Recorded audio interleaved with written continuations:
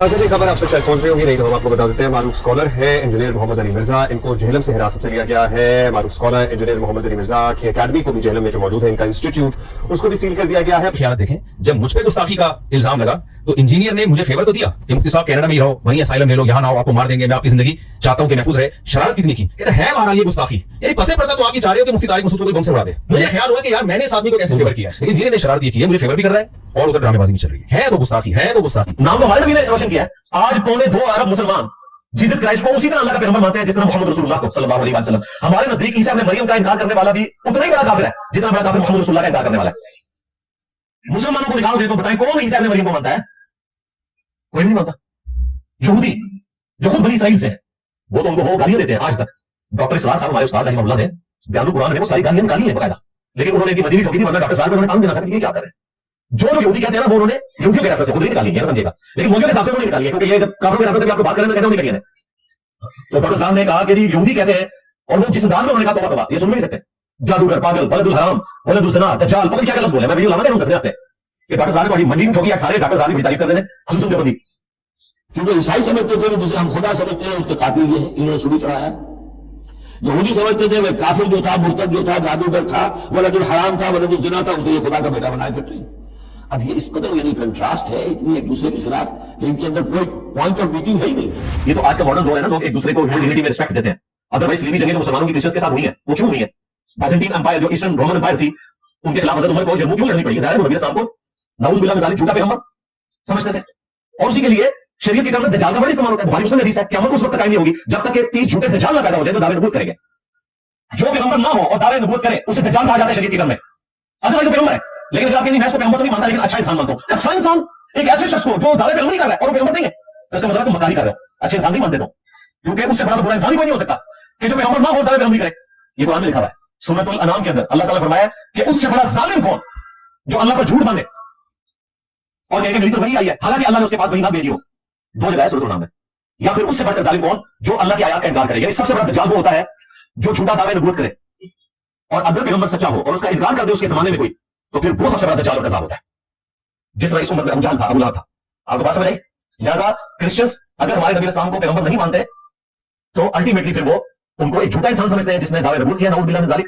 और पिछले दिनों मेरी जो वीडियो इन्होंने आउट ऑफ कॉन्टेक्स्ट काटी, वो तो मैं क्रिश्चियंस की फेवर में बात कर रहा था कि देखो इस्लाम में टॉलरेंस के तो हमारे पैगंबर को नहीं मानते, फिर भी अल्लाह ताला ने इजाजत दी है कि क्रिश्चियन की औरतों के साथ निकाह हो सकता है। टॉपिक ये था, टॉपिक ये नहीं था कि ये गालियां दे रहे हैं हमारे पैगंबर को। और उसमें मैंने जुमला बोला कि क्रिश्चियंस हमारे पैगंबर को नाऊज़ बिल्लाह दज्जाल समझते हैं, कहते हैं नहीं, मैंने बोला कहेंगे तो उनके साथ क्या होगी, समझते तो है उनका की दज्जाल मुनाज़िर रखे हैं बड़े बड़े, वो तो बल्कि इंजील की आयत पेश करते हैं कि ये इंजील में जो है कि क़यामत तक दज्जाल पैदा होंगे, जो दरअसल ये खुद है, इनके बड़े बड़े जो पादरी हैं वो हैं जिन्होंने ईसा इब्न मरियम की तालीमात को टेम्पर करके डिविनिटी में क्लेम कर दिया, खुदा के साथ लाके खड़ा कर दिया। इन दज्जालों का जिक्र था, लेकिन नाऊज़ बिल्लाह वो उन आयत को रसूलुल्लाह के ऊपर लगाते हैं और कहते हैं ईसा इब्न मरियम ने हमें पहले बताया था क़यामत तक कई झूठे पैगंबर आएंगे। तो ये ना समझे कि सिर्फ वो मसीह दज्जाल झूठे मसीह जो काना होगा उसको दज्जाल समझते हैं, नहीं, वो नबी इस्लाम के बारे में भी ये कीदा है, मुनाज़िर उन्होंने बोला हुआ है, किताबों में लिखा हुआ है बकायदा। ये बातें करने का मकसद कोई किसी को चढ़ाना नहीं है। सबसे ज्यादा ऑर्डनरी इस मुल्क में अगर किसी प्लेटफॉर्म से पैदा की गई तो हमारा प्लेटफॉर्म है, लेकिन आपको रियलिटी बताना है। तो जो मुकदमा बयान हो रहा है उसके इल्मी ग्राउंड्स के ऊपर डिस्कशन को देखा करें, जज्बाती नहीं। मौलवी चूंकि अपनी मर्जी जुबानी होती है, देखें मंडी रोकी हमारे भाई ने, स्टूडेंट में उसकी उम्र मुश्किल से 17-18 साल है, जिसका वो चैनल है देसी फनकार टीवी। बड़े बड़े फनकार जो टीवी के हैं वो उस किस्म की न्यूज नहीं बना सकते, उसने अपने शौक से बनाई है और देखने के साथ मौलवी एक्सपोज हो गए। तो ये मुझे ज़िमन इसमें याद आ गया, क्योंकि मैंने इसको टॉपिक अलग से नहीं बनाना था, इसलिए मैंने ज़िमन जिक्र किया। मीम्स के लिए मटेरियल प्रोवाइड करता हूं, क्योंकि मीम्स का हक है उनको मिलना चाहिए, क्योंकि ये बात नहीं समझ आती, मीम्स के जरिए समझ आ जाती है, और जो मोटे दिमाग वाले उनको भी मीम्स समझ आती है। हाँ, ये तो इल्मी वैसे संजीदा लोगों के लिए। ईरान वालों ने इस दफा एक बहुत बड़ी कॉन्फ्रेंस रखी हुई है तेहरान के अंदर, हर साल वो करते हैं। इस दफा जो उन्होंने कॉन्फ्रेंस रखी है उसका नाम उन्होंने रखा है प्रॉफिट ऑफ मर्सी, यानी रहमत का पैगंबर, रहमतुल लिल आलमीन सल्लल्लाहु अलैहि वसल्लम, क्योंकि स्पेशल ओकेजन था ये 1500वां आप अलैहिस्सलाम का चूंकि विलादत का साल आ रहा है, तो इसलिए उन्होंने इसको स्पेशल बनाने के लिए टॉपिक रखा है। और उनका जो इंटरनेशनल फोरम है बैनुल मज़ाहिब जो कॉन्फ्रेंसेस करवाता है, उन्होंने बकायदा मुझे भी इन्विटेशन भेजा था। प्रोग्राम उनका 8 से 10 सितंबर को होगा।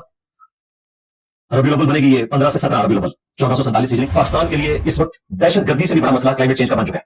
ये हर साल अब इसी तरीके से हुआ करेगा, क्लाउड बर्स्ट भी होंगे, ग्लेशियर भी फटेंगे। अभी तो ग्लेशियर फटा है, आपने देखा है।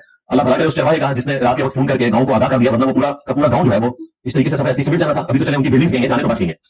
तो अब गवर्नमेंट को दहशतगर्दी से ज्यादा इसके ऊपर तवज्जो देने की जरूरत है, क्योंकि दहशतगर्दी से इतने लोग शहीद नहीं होंगे जितने क्लाइमेट चेंज की वजह से हर साल ये सैलाब आएंगे, और हर साल इस तरह के आपको वाकया सुनने को मिलेंगे। कहते हैं जिन्हें हमारे बुजुर्गों की खिदमत को नहीं मानते कि देखें कुरान बुखारी मुस्लिम भी तो आपने हमारे बुजुर्गों ने बचाया। बिल्कुल, हम आपके सारे हजरत को भी मानते हैं और हजरत न्यूटन बर्ग को भी मानते हैं कि जो प्रिंटिंग प्रेस बनाया और इनकी खिदमत आपके सारे हजरत से बढ़ रहा है। ورنہ बुखारी मुस्लिम अगर कुरान के पास पड़ी होती तो मैंने किस काम की थी? मेरे हाथ में तो हजरत गुटेनबर्ग ने पकाई है, उन्होंने प्रिंटिंग प्रेस बनाया, अदरवाइज मैं तो खरीद नहीं सकता था।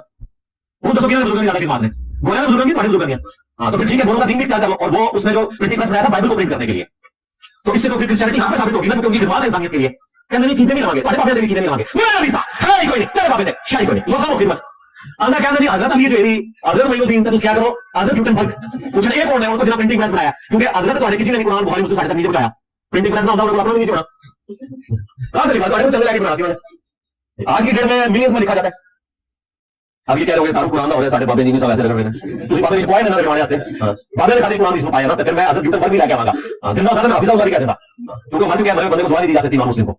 तो एक करंट अफेयर के तौर पर एक टॉपिक मैंने डिस्कस करना है, वो पिछले दिनों जो हमारे मुफ्ती तारिक मसूद साहब है हाफिज़हुल्लाह ताला, उन्होंने एक पॉडकास्ट के दौरान मुझसे एक शिकवा किया। मैंने कोशिश तो की कि उसे इग्नोर करूं, लेकिन उस पॉडकास्ट की जो व्यूअरशिप है वो ऑलमोस्ट कोई 1.5-2 लाख तक पहुंच चुकी है, तो मैंने जरूरी समझा कि मैं उसे क्लैरिफाई करूं। और उसकी बरकत से जो कुरान की हिफाजत का अकीदा है, जो अक्सर एथियस्ट और नॉन मुस्लिम्स की तरफ से एतराज उठाया जाता है कुरान के ऊपर, वो सारी चीजें मैं साथ एड्रेस कर दूं। मुफ्ती साहब ने भी एक देवबंदी एंकर को इंटरव्यू देते हुए मुझसे मुतल्लिक कुछ बातें की। मिन्नोन अगर मैंने वो सारे टॉपिक को दोबारा डिस्कस किया तो मुफ्ती साहब के लिए मुसीबत खड़ी हो जाएगी, फिर दोबारा से एक गुस्ताखी वाला इशू हाईलाइट होगा, मैं उसे ओवरलुक करता हूं। असल चीज जो उन्होंने मुझ पर इल्जाम लगाया मैं उसे डिस्कस करूंगा। उन्होंने उसमें बोला कि इंजीनियर साहब ने जब मुझ पर गुस्ताखी का इल्जाम लगा तो सपोर्ट किया, इसमें कोई शक नहीं, लेकिन पसे पर्दा वो ये चाह रहा था कि मुफ्ती को कोई बम से उड़ा दे। उन्होंने कहा कि वो अंदर से ये चाह रहा था कि मुझे कोई बम से उड़ा दे, और उसके सबूत में उन्होंने कहा कि उसने मेरी उन बातों को गुस्ताखी कहा और मुझे गुस्ताख कहा। तो इसका मतलब यह है कि जब मुझे तुम गुस्ताख कह रहे हो और फिर यह भी कह रहे हो कि बाहर के मुल्क रहो, तौबा कर ली काफी है, लेकिन चूंकि तुमने मुझे गुस्ताख कहा तो गोया कि तुम मुझे वल्नरेबल कर रहे हो। और फिर उन्होंने कहा कि इसने मुझे फेवर तो दी है, लेकिन साथ साथ इसने ड्रामाबाजी भी जारी रखी। ये लफ्ज उन्होंने इस्तेमाल किया, गुस्ताख गुस्ताख की रट। हालांकि मेरी पूरी वीडियो में कहीं मैंने मुफ्ती साहब को गुस्ताख नहीं कहा, उनके अमल को गुस्ताखी कहा। गुस्ताख अगर मैं कहता तो टीएलपी वालों के हवाले कर देता, मैंने अमल को गुस्ताखी कहा। अब ये दो अलग चीजें हैं, ये उलमा को समझ है, लेकिन चूंकि अवामुन्नास में ये लोग ढंडोरा पीटते हैं और फिर हमारे स्टूडेंट्स जो है वो फिर इनके ऊपर चढ़ दौड़ते हैं कि जी आपने इंजीनियर साहब के अखलाक का जवाब इस तरीके से दिया, तो मैं मुफ्ती साहब के इस इल्जाम पे 5 जवाब दूंगा छोटे छोटे। उसके बाद मैं इसे बुनियाद बनाकर एथियस्ट और जो नॉन मुस्लिम्स ने कुरान हकीम के ऊपर एतराज किया है कि ये किताब बाद में जमा हुई है, ये महफूज नहीं है, नाउज़ बिल्लाह, इसके कई एक वर्जन है, और इसी कॉन्टेक्स्ट में चूंकि मुफ्ती साहब के ऊपर भी एक गुस्ताखी वाला फतवा लगा था, तो उसको तो मैं साइड पे करूंगा, लेकिन मैं बड़े अरसे से सोच रहा था कि मैं इस चीज को टॉपिक बनाऊं तो चले इसका सवाब मुफ्ती साहब को ही पहुंच जाएगा इंशाअल्लाह ताला, जितने लोगों के लिए इस्लाह का बायस बनेगा। लिहाजा ये ना समझिएगा कि मैं मुफ्ती साहब को जवाब दे रहा हूं, मैं नॉन मुस्लिम्स को जवाब दे रहा हूं। मुफ्ती साहब की तौबा के बाद कोई गुंजाइश नहीं बनती कि हम इस चीज को बार बार हाईलाइट करें। मैं आज उनके जो वो अल्फाज थे, जिस मुफ्ती साहब से मैं पूछूंगा कि क्या आपने मेरा दिल चीर लिया था कि मेरा मुहर्रिक आपने तय किया कि मैं चाहता हूं कि आपको कोई बम से उड़ा दे? मेरी तो कतन कोई ख्वाहिश नहीं है। मैं तो चाहता हूं कि आप जैसे मॉडरेट लोग, बापा जानी जैसे शरीफुल नफ्स लोग मार्केट में रहें। इवन जो शरीर लोग हैं उनकी भी हमें जरूरत है मीम्स बनाने के लिए। हाँ, मेरे नबी सा है ही कोई नहीं, तेरे बाबे थे शाही कोई नहीं, ये मेरा रज्ज है। हाँ, इससे लोग बड़ा घबराते हैं। ठीक है, जैसे नबी इस्लाम का रज्ज था ना, अनन नबी ला कदिब अनब्नु अब्दुल मुत्तलिब, मैं नबी हूं इसमें कोई शक नहीं, मैं अब्दुल मुत्तलिब का बेटा हूं इसमें कोई शक नहीं। तो ये हमारा रज्ज है दावत हक का। तो भाई हमें तो ये चाहिए, हमें तो मीम्स के लिए भी मटेरियल चाहिए, बाकी चीजें भी चाहिए। अकेले तो मजा ही नहीं आएगा जिंदगी गुजारने का। तो मैं कभी किसी के लिए नहीं चाहूंगा कि वो मर जाए, नाऊज़ु बिल्लाह मिन ज़ालिक। मेरे दिल का मुहर्रिक आपने तय किया, हालांकि आपके दिल का मुहर्रिक मेरे बारे में कई बार जुबान से आ चुका है, मैंने तो कभी उसको गिला शिकवा बना के आपके ऊपर इस किस्म की कोई चढ़ाई नहीं की। मसलन वीडियोस में रिकॉर्ड है, इन्होंने कहा कि इंजीनियर को बैठाया गया है सिर्फ सहाबा पर भौंकने के लिए, यानी उन्होंने कहा कि इसको किसी ने लॉन्च किया है और सहाबा पर भौंकने के लिए, नाऊज़ु बिल्लाह मिन ज़ालिक।